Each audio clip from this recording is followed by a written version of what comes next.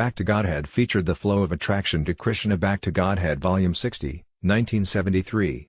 Tva Minanya Vizaya Matir Madhu Pate Sakrat Radam Udvatadada Gang of Amudanvadi. O Lord of Madhu, as the Ganges forever flows to the sea without hindrance, let my attraction be constantly drawn unto you without being diverted to anyone else. Srimad Bhagavatam, January 8, 1942. Prayer by Queen Kundi, His Divine Grace A.C. Bhaktivedanta Swami Prabhupada. In the previous verses of Srimad Bhagavatam, Queen Kundi prayed that the Lord kindly cut off her attraction for her kinsmen, the Pandava and Vrasni families. However, giving up one's attraction for material things is not sufficient. The Mayavadi philosophers say, Brahma Satyam Jagan Mithya, this world is false, and Braham, spirit, is truth. We admit this, but qualify it. As living entities, we want enjoyment. Enjoyment means variety. It is not possible to enjoy anything without variety. Why has God created so many colors and so many forms? In order to create enjoyment out of variety. Indeed, variety is the mother of enjoyment. Mayavadi philosophers wish to negate this variety, and therefore they are called impersonalists. The human form of life is meant for re-establishing our relationship with God. This material world means forgetfulness of our relationship with God. There is no Krishna consciousness in this material world. For as soon as there is Krishna consciousness, as soon as there is action on the basis of Krishna, there is nothing material. Everything is spiritual. As a woman, Kuntidevai had a relationship with two families. That was her attachment. Therefore she prayed to Krishna to cut off these relationships and free her. But after becoming free, what should she do? That is the question. One may be employed in some business and, feeling inconvenience, resign. That resignation may be all right. But if by resigning one becomes unemployed and has no engagement, then what is the value of resigning? Those who are frustrated and confused want to negate this material world. They know what they don't want, but they do not know what they do want. People are always saying, I don't want this. But what do they want? That they do not know. What they want is actually explained by Kuntidevai. She says, let my family relationship cease. But she further adds, let my relationship with you be confirmed. In other words, she does not want to be attracted to anything but Krishna. This is perfection, and this is actually wanted. We must simply be attached to Krishna 24 hours a day without deviation. In this way our renunciation can be perfect. If we think we can be attached to Krishna and material things at the same time, we are mistaken. We cannot ignite a fire and at the same time pour water on it. If we do, the fire will not act. The Mayavadi sannyasis try to renounce this world, Brahma Satyam Jagan Mithya.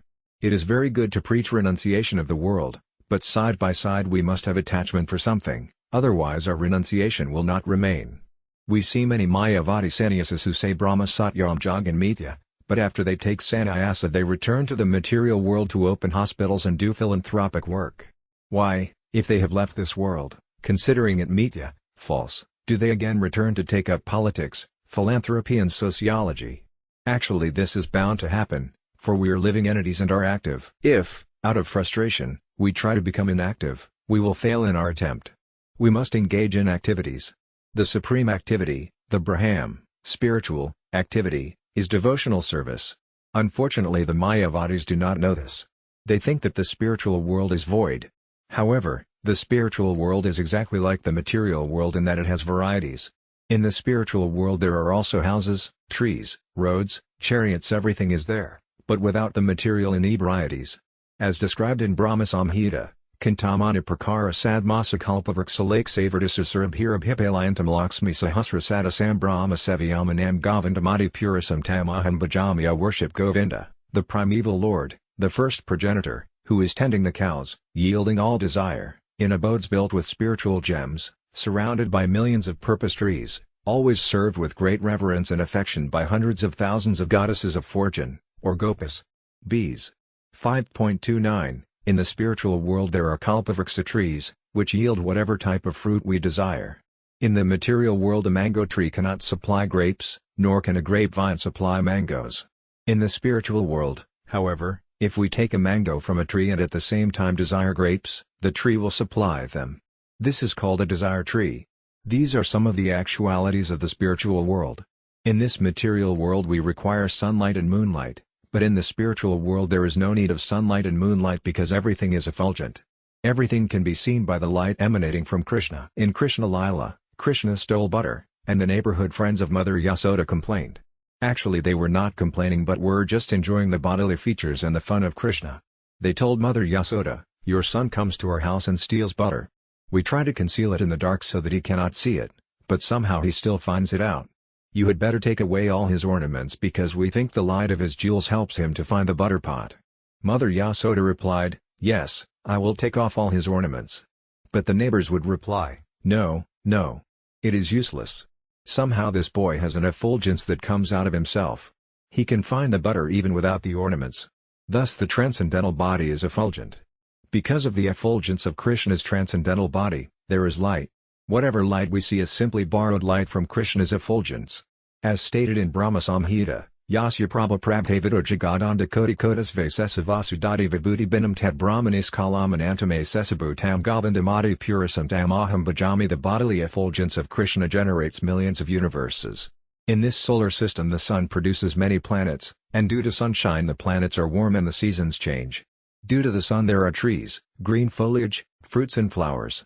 Similarly, whatever we see in creation is all due to Krishna's bodily effulgence. The Mayavadis simply see the effulgence, which is impersonal. They cannot see anything more. We may see an airplane rise in the sky, but after a while it passes out of our sight due to the dazzling sunshine. The airplane is there, but we cannot see it. Similarly, if we simply try to see the effulgent Brahmajyoti, we are unable to see within it. One of the mantras in the Upanishad petitions the Lord to wind up his effulgence so that he can be seen properly. The Mayavadi philosophers cannot see the personal activities of Krishna nor the planet where Krishna is personally active. Because they do not see the lotus feet of Krishna, they have to return to this material world, despite all their serious penances and austerities. Thus renunciation in itself will not help us. We may artificially renounce, but again we will become so-called enjoyers. Such renunciation and enjoyment is like a pendulum that goes this way and that. On one side we become false renunciates, and on the other we become false enjoyers. The remedy is here, however, if we really want to become detached from this material world, we must increase our attachment for Krishna consciousness. Renunciation alone will not help us. Therefore Kunti prays, "Tva Minanya visit." She prays that her attraction be constantly drawn unto Krishna without being diverted to anything else. In this material world there are jnanis and karmas. The karmas are fools who unnecessarily work very hard, and the jnanis are those who, when a little elevated, think, "Why work so hard? So many things are not required. Why accumulate so much money and food and so much false prestige?" The jnani thinks in this way. The bhakta, however, is beyond the karmi and the jnani. Jnana karmati anavritam. The karmi has many desires, and the jnani tries to get rid of all desires, but desirelessness can be possible only when we desire to serve Krishna. Otherwise it is not possible to get rid of desire. As bhaktas, we should have no desires for jnana and karma. We should be without attachment for material things, but we must have attachment for Krishna. In this way our detachment will be fixed. We must cultivate Krishna consciousness favorably. This means thinking of how Krishna will be satisfied. We must always think of Krishna, just like the Gopas. The Krishna consciousness of the Gopas was perfect because they had no other desire but to try to please Krishna. That is perfection. Therefore Chaitanya Mahaprabhu recommends, Ramya Kasadapasana Vrayavadhu Varjiniya Kalpita. There is no better process by which to worship the Supreme Personality of Godhead than that method adopted by the Gopas. The Gopas had no desire other than to satisfy Krishna.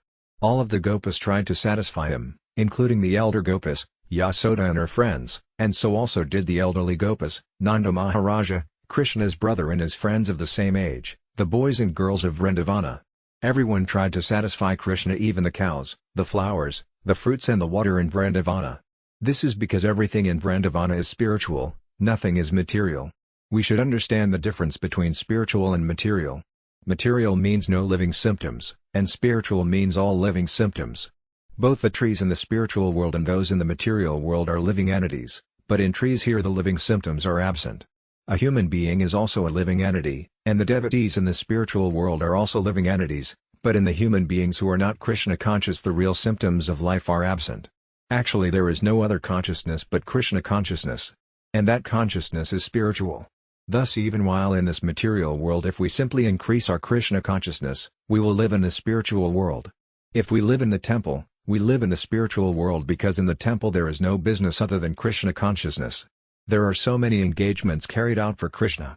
Those who strictly follow the regulations of Krishna consciousness actually live in the spiritual world, not the material world. We may think we are living in New York, Los Angeles or elsewhere, but we are actually living in Vaikuntha. It is a question of consciousness. A bug may sit on the same seat with the spiritual master, but because the spiritual master has developed consciousness and the bug does not, they are different. They may be sitting in the same place, but the bug remains a bug, and the spiritual master remains the spiritual master. The position in space may remain the same, just as we may remain in the material world or the spiritual world, but if our Krishna consciousness is strong, we are not in the material world. Thus renunciation by itself, the simple giving up of worldly things, is not sufficient. Renunciation may be a helpful process, but it will not help absolutely. When we increase our attachment for Krishna, our renunciation will be perfect. As we increase attachment for Krishna, attachment for this material world will automatically diminish. Attachment for Krishna and the material world cannot go hand in hand. If a woman is attached to two men, her husband and her paramour, she cannot maintain her attachment for both. Her attachment will increase for her paramour. Although she may work at her husband's home very nicely, her mind will be attached to her paramour, and she will think, "When will I meet him tonight?" In the same way, if we increase our attachment for Krishna, detachment or renunciation of this material world will automatically come. Thus Kunti prays to Krishna that he may grant her his mercy by which she can become attached to him. We cannot increase our attachment for Krishna without Krishna's mercy.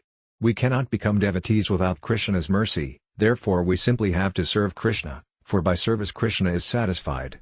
Krishna does not require anyone's service, for he is perfect in himself.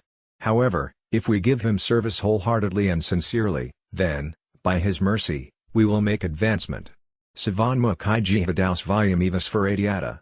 God will reveal himself to us. We cannot see God with these blunt eyes. How then, can we see him? Premanjana Kurita Bhakti Vilokanina Santasadaiva Rade Suvilakayanti. We have to smear our eyes with the ointment of love, then Krishna will reveal himself. Krishna will actually come in front of us. When Dhruva Maharaja was undergoing penance and meditating upon the form of Vishnu within his heart, the Vishnu form suddenly disappeared, and his meditation broke. Upon opening his eyes, Dhruva Maharaja immediately saw Vishnu before him. Thus Krishna is there. Like Dhruva Maharaja, we should always think of Krishna, and when we attain perfection we will see Krishna before us. This is the process. We should not be too hasty. We should wait for the mature time. Of course, it is good to be eager to see Krishna, but we should not become discouraged if we do not see him immediately. If a woman gets married and wants a child immediately, she will be disappointed. It is not possible to have a child immediately. She must wait. Similarly, just because we engage ourselves in Krishna consciousness, we cannot expect to see Krishna immediately. But we must have faith that we will see him. We must have firm faith that because we are engaged in Krishna consciousness we will be able to see Krishna face to face. But we should not be disappointed. We should simply go on with our Krishna conscious activities, and the time will come when we will see Krishna, just as Kunti sees him face to face. There is no doubt about this. Kunti addresses Krishna as Madhupati. Krishna has thousands of names, and the name Madhupati indicates that he killed the demon Madhu. Krishna consciousness is likened to a river, but not an ordinary river. It is like the river Ganges, which is very pure and directly connected to Krishna. Kunti prays that just as the river Ganges flows toward the sea, her attraction will flow incessantly to touch Krishna's lotus feet. This is called Ananya Bhakti, unalloyed devotion. Thus Kunti prays that her attraction for Krishna will flow without hindrance. This should also be our prayer.